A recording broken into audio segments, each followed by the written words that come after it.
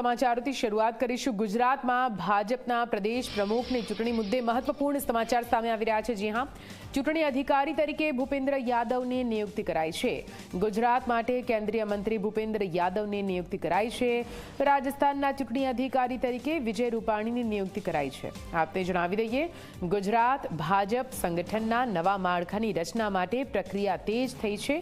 મંડળ અને જિલ્લા તેમજ શહેર પ્રમુખોની વરણી કરવામાં આવી રહી છે અને તેના માટે માપદંડ પણ નક્કી કરવામાં આવ્યા છે, જેની વચ્ચે હવે પ્રદેશ પ્રમુખની ચૂંટણી માટે પણ ચૂંટણી અધિકારીની નિમણૂક થતા ગુજરાતને જલ્દી જ નવા ભાજપ પ્રદેશ પ્રમુખ મળશે તેવા સંકેતો મળી રહ્યા છે।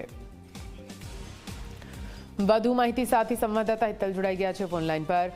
હિતલ, લાગે છે ઉત્તરાયણ પહેલા અથવા ઉત્તરાયણની આસપાસ હવે ગુજરાત ભાજપને નવા પ્રદેશ પ્રમુખ મળી જશે? નિધિ, ચોક્કસ એવું માની શકાય, કારણ કે જે પ્રકારે દેશના તમામ રાજ્યોના પ્રદેશ પ્રમુખો માટે ભાજપે કવાયત હાથ ધરી છે, એ અંતર્ગત તમામ જગ્યાએ ચૂંટણી અધિકારીની નિમણૂક કરી દેવામાં આવી છે। ગુજરાત ભાજપમાં પ્રદેશ પ્રમુખ માટે ભૂપેન્દ્ર યાદવની નિમણૂક કરવામાં આવી છે। કેન્દ્રીય મંત્રી છે અને ગુજરાતનો લાંબો અનુભવ તેઓ ધરાવે છે, કારણ કે ગુજરાતના ભાજપના પ્રભારી પણ તેઓ ભૂતકાળમાં રહી ચૂક્યા છે। એટલે સ્વાભાવિક છે કે આ પ્રક્રિયા વધારે સારી રીતે થઈ શકશે, એટલા જ માટે એમની પસંદગી કરવામાં આવી છે।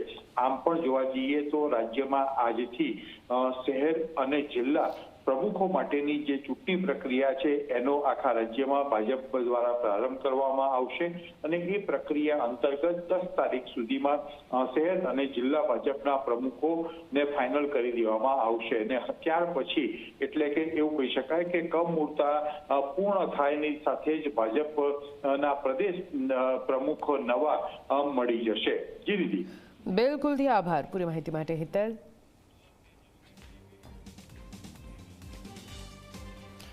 આગળ વધીએ, સુરત શહેર ભાજપ પ્રમુખની નિમણૂકની પ્રક્રિયા તેજ થઈ છે। શહેર ભાજપ પ્રમુખની નિમણૂક માટે નિરીક્ષકો સુરતમાં આવશે। ભાજપ કાર્યાલય ખાતે દાવેદારોની રજૂઆત સાંભળવામાં આવશે। નવા પ્રમુખ કોણ હશે તે વિશે શરૂ થયા છે અનેક તર્ક વિતર્ક। સૌરાષ્ટ્ર અને સુરતની લોબીના નેતાઓ દાવેદાર છે। સુરતમાં રિપિટેશનની પ્રબળ શક્યતા છે। ચૂંટણી અધિકારી તરીકે નિમાયેલા નેતાઓ રાકેશ શાહ, કુલદીપસિંહ સોલંકી, પંકજ દેસાઈ અને રમેશ ઉકાણી સુરતમાં પ્રમુખ પદના દાવેદારોની રજૂઆતો સાંભળશે। દાવેદારોને સાંભળ્યા બાદ મોવડી મંડળને રિપોર્ટ કરવામાં આવશે। વધુ માહિતી સાથે સંવાદદાતા ચેતન જોડાઈ ગયા છે। ચેતન, શહેર પ્રમુખ માટેની કવાયત હવે તેજ કરી દેવામાં આવી છે। ખાસ કરીને સુરતની વાત કરવામાં આવે, શું લાગે છે કે આ સમીકરણો અહીંયા કારગર સાબિત થશે? સાથે સાથે કયા એવા ચહેરાઓ છે જેના પર દારોમદાર રાખી શકાય? જી દીદી, ખાસ કરીને વાત કરીએ તો ઉત્તરાયણ પહેલા જ સમગ્ર ગુજરાત રાજ્યના અલગ અલગ શહેરોના જે ભાજપના જે પ્રમુખો છે તેની નિમણૂક થાય તેવી પૂરેપૂરી શક્યતા જોવા મળી રહી છે। જે રીતે ભાજપ પ્રમુખની નિમણૂક થવાની છે તે પહેલા નિરીક્ષકોની એક જે ટીમ છે તે ટીમ આવતીકાલે સવારે 10 વાગ્યે કાર્યાલય ખાતે પહોંચશે, જ્યાં ભાજપ પ્રમુખ માટેના વિવિધ જે દાવેદારો છે સાંભળવામાં પણ આવશે।